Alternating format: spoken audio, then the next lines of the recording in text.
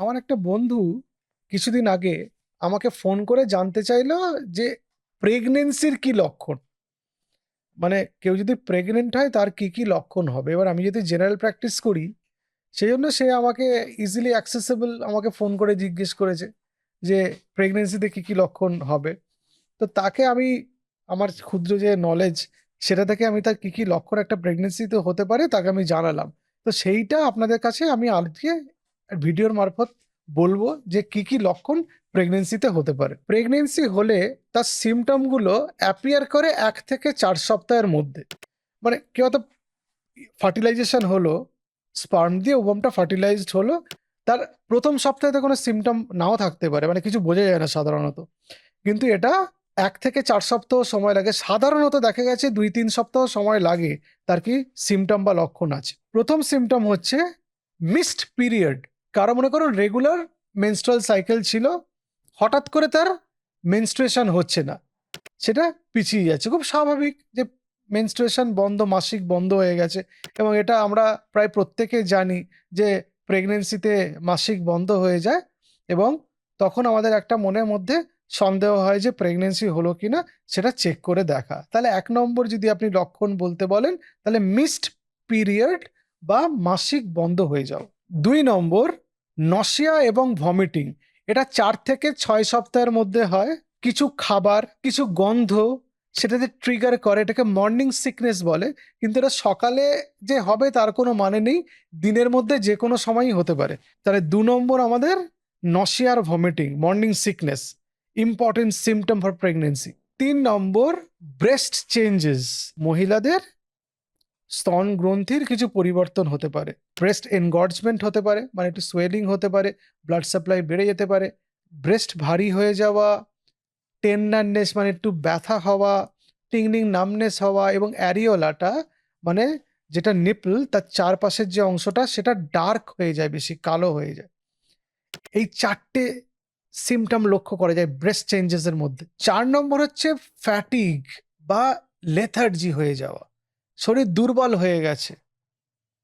এটা এই যে প্রোজেস্টেরন বাড়ে প্রেগনেন্সিতে, একটা হরমোন, তার জন্য শরীরে হয়।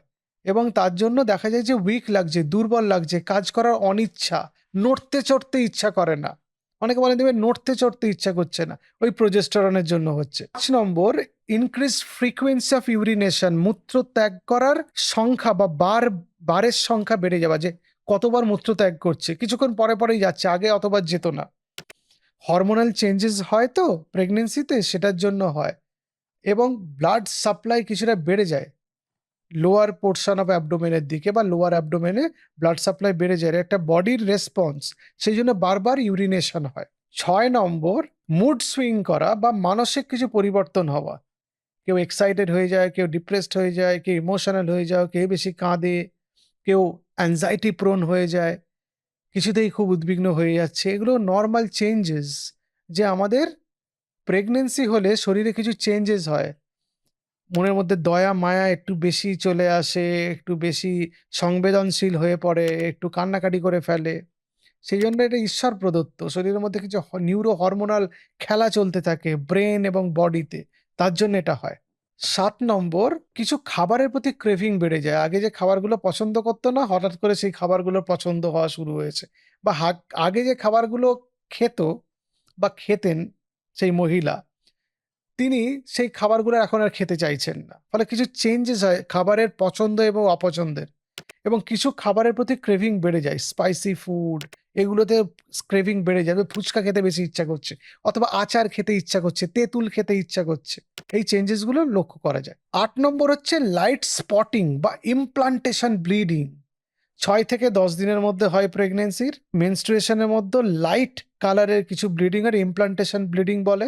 এটা হার্মফুল নয়, এটা নিয়ে চিন্তা করার কিছু নেই। 9 নম্বর অ্যাবডোমিনাল ব্লোটিং।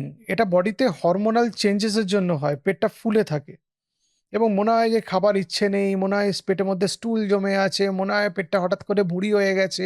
এটা বডিতে কেমিক্যাল চেঞ্জেসের জন্য হয়, হরমোনাল চেঞ্জেসের জন্য হয়। 10 নম্বর কনস্টিপেশন বা কষা পায়খানা।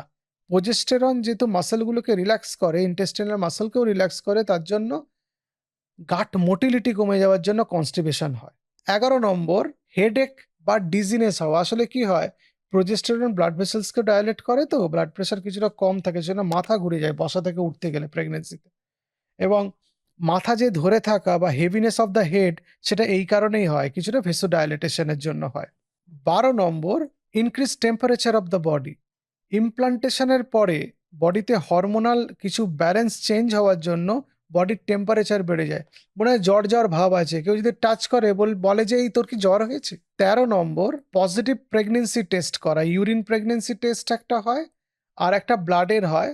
সাধারণত 5 থেকে 14 দিনের মধ্যে এই টেস্ট পজিটিভ আসে, এবং ব্লাড টেস্ট করে বিটা এসসিজি টেস্ট করলে সেটা আরো খানিকটা আগে ধরা পড়ে, মানে আগে ডিটেক্টেড হয়। কখন কনফার্ম করবেন বা কিভাবে কনফার্ম করবেন?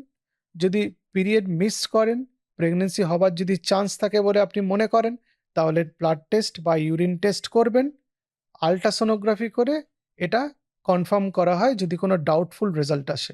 এই ক্ষেত্রে আমি বলে রাখি যে 13টা সিমটমের কথা আমি বললাম, সবার ক্ষেত্রে সেগুলো নাও হতে পারে। কারো ক্ষেত্রে কোনো সিমটমও নাও থাকতে পারে, আবার কারো কারো ক্ষেত্রে সবকটা সিমটমই থাকতে পারে। কিন্তু বেশিরভাগ ক্ষেত্রে দেখা যায় এই 13টার মধ্যে ঘুরিয়ে ফিরিয়ে 3-4টে কারো না কারো ক্ষেত্রে বা বেশিরভাগ ক্ষেত্রে এটা পজিটিভ থাকে। কিছু কিছু অসুখ আছে, যেমন স্ট্রেস, যেমন পলিসিস্টিক ওভারিয়ান ডিজিজ, যেমন মানসিক কিছু অসুখ, যেগুলোতে প্রেগনেন্সির এই সিমটমের মতো কি মিমিক করে, তখন মনে হতে পারে যে প্রেগনেন্সি হয়েছে। ব্যাপারটা তা নয় কিন্তু। কিছু গ্যাস্ট্রো ইন্টেস্টিনাল ডিসঅর্ডার আছে, ফাংশনাল বাউল ডিজিজ এটসেট্রা, তার মধ্যে কয়েকটা এরকম সিমটম আপনার ম্যাচ করতে পারে। তার মানে এই নয় যে আপনার প্রেগনেন্সি হয়েছে। সিমটম দেখে প্রেগনেন্সি আপনি সন্দেহ করতে পারেন, নিশ্চিত হতে পারেন না। নিশ্চিত হতে গেলে পরীক্ষা করতে হবে। প্রেগনেন্সি একটা গুরুত্বপূর্ণ অধ্যায় একজন মহিলার জীবনে। সুতরাং কয়েকটা লক্ষণ দেখে সেটা সম্বন্ধে কনক্লুসিভ কোনো ডিসিশন না নিয়ে একজন ডাক্তারবাবুর কাছে যাওয়া উচিত, যিনি গাইনোকোলজিস্ট এবং অবস্টেট্রিশিয়ান হিসেবে প্র্যাকটিস করেন। একজন জেনারেল ফিজিশিয়ান প্রেগনেন্সিতে আপনাকে পরিপূর্ণ সহায়তা দিতে পারবে না। নমস্কার।